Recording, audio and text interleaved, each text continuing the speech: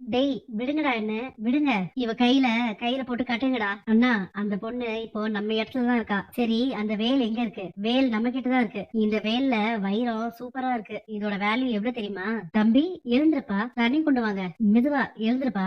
ஏங்க, சேதுக்கு ஃபோன் பண்ணி நல்லபடியா கோயிலுக்கு போயிட்டாங்களான்னு கொஞ்சம் கேளுங்களேன். அப்பா, வர வழியில ஒரு பிரச்சனை ஆயிடுச்சு. என்னப்பா ஆச்சு?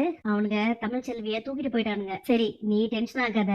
நாங்க உடனடியா அங்க வரோம். நான் இப்பவே ஐஜி கிட்ட பேசுறேன். எங்க, என்னாச்சு? என்ன பிரச்சனை? சேதுவும் தமிழ்ச்செல்வியும் கோயிலுக்கு போறப்போ வழியில யாரோ சேதுவை அடிச்சு போட்டு தமிழ்ச்செல்வியும் அந்த வேலையும் தூக்கிட்டு போயிட்டாங்களாம். தமிழ்ச்செல்வி பத்தி எந்த தகவலும் கிடைக்கலப்பா. நானும் தேடிட்டு தான் இருக்கேன். எனக்கு தெரிஞ்சு இந்த சத்திரம்பட்டி ஏரியாக்குள்ளதான் எங்கேயாச்சும் இருக்கணும். நம்ம ஆள் நடமாட்டம் இல்லாத எல்லா இடத்துலயும் போய் தேடி பார்க்கலாம். தம்பி, சீக்கிரம் வேலையை முடிக்காம எதுக்குப்பா இன்னும் லேட் பண்ணிட்டு இருக்கீங்க?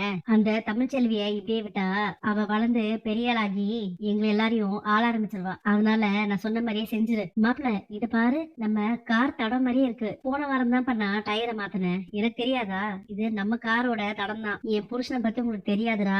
அவர் இப்போ வந்து உங்களை எல்லாம் என்ன பண்ண போறாருன்னு பாருங்க. இது எங்க இடம். எங்களை மீறி இங்க யாரும் வர முடியாது. எல்லாரும் வாங்க, அந்த திருட்டு பசங்களை புடிங்க. இன்னைக்கு அமைச்சர் ஐயா குடும்பத்து மூலமா இவங்களை புடிச்சிட்டோம். கான்ஸ்டபிள், இவங்க எல்லாரையும் வண்டியில ஏத்துங்க. தமிழ், உனக்கு எதுவும் ஆகலமா? இவரு என் கூட இருக்கும்போது எனக்கு என்ன ஆபத்து மாமா வரும்? சரியான நேரத்துல நீங்க எல்லாரும் வந்து என்னை காப்பாத்திட்டீங்க.